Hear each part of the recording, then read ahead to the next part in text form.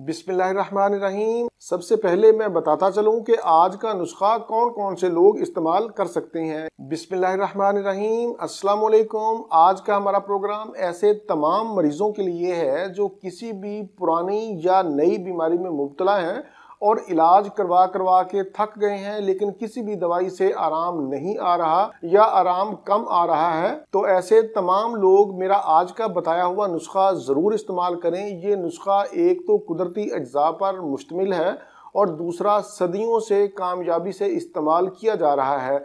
इसकी ख़ास बात यह है कि बीमारियों के इलाज के साथ साथ ये जिस्म में ताकत और तवानाई भी फराहम करता है। सबसे पहले मैं बताता चलूं कि आज का नुस्खा कौन कौन से लोग इस्तेमाल कर सकते हैं। इसमें सरे फहरिस्त कब्ज़ के अमराज, ऐसे लोग जो मैदा और कब्ज़ के मसाइल से परेशान हैं वो आज का नुस्खा ज़रूर इस्तेमाल करें। दूसरे नंबर पर मोटापा और पेट की चर्बी, ऐसे लोग जो अपना वज़न कम करना चाहते हैं लेकिन वज़न कम नहीं हो रहा, वो भी आज का नुस्खा ज़रूर इस्तेमाल करें। तीसरे नंबर पर ऐसे मरीज जो जोड़ों के दर्द और जिस्मानी सोजश में मुब्तला हैं, ऐसे अफराद भी इस नुस्खा को इस्तेमाल कर सकते हैं। चौथे नंबर पर ऐसे मरीज जो खून की खराबी में मुब्तला हैं, जो जल्दी अमराज में मुब्तला हैं, जिनका बुखार नहीं उतरता, वो भी आज का नुस्खा इस्तेमाल कर सकते हैं। आज का नुस्खा दिल और जिगर की सेहत के लिए भी बहुत मुफीद है। आज का नुस्खा आसाबी और जिस्मानी कमजोरी दूर करने के साथ साथ जहनी दबाव में मुब्तला अफराद को सुकून और तवानाई भी बख्शेगा। आज का नुस्खा नोट कर लें। आज के हमारे नुस्खा में सिर्फ 3 चीजें हैं। पहले नंबर पर छोटी सब्ज इलायची। ये छोटी सब्ज इलायची मैदा की जलन, हाजमा की बेहतरी और दिमागी सुकून के लिए इंतहाई मुफीद है। छोटी इलायची डिप्रेशन और उदासी को कम करती है, इससे कुव्वत मुदाफ़ियत में इजाफा होता है,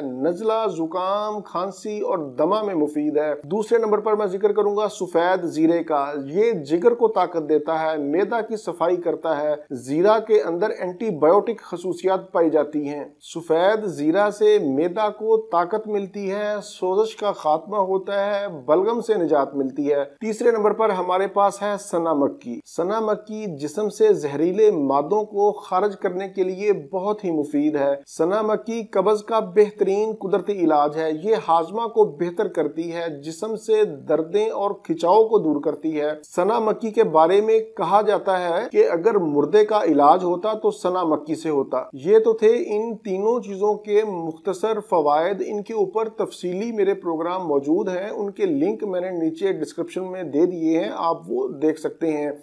बनाने का तरीका सुन लें कि तीनों अशिया को आपने बराबर मिकदार में लेना है। मतलब एक चीज को अगर आपने 20 ग्राम लिया है तो दूसरी भी 20 ग्राम और तीसरी भी 20 ग्राम। तीनों को अच्छी तरह साफ करके इनका पाउडर बना लें और किसी एयर टाइट जार में महफूज कर लें। आधा चम्मच चाय वाला खाने के 30 मिनट बाद सुबह शाम 2 टाइम इस्तेमाल करें। इस नुस्खा को आप अपने मिजाज या मर्ज के मुताबिक दिन में 1 मरतबा या 3 मरतबा भी इस्तेमाल कर सकते हैं। इस नुस्खा को कम से कम आप 15 दिन ज़रूर इस्तेमाल करें और मुसलसल इसको 2 माह तक भी इस्तेमाल कर सकते हैं।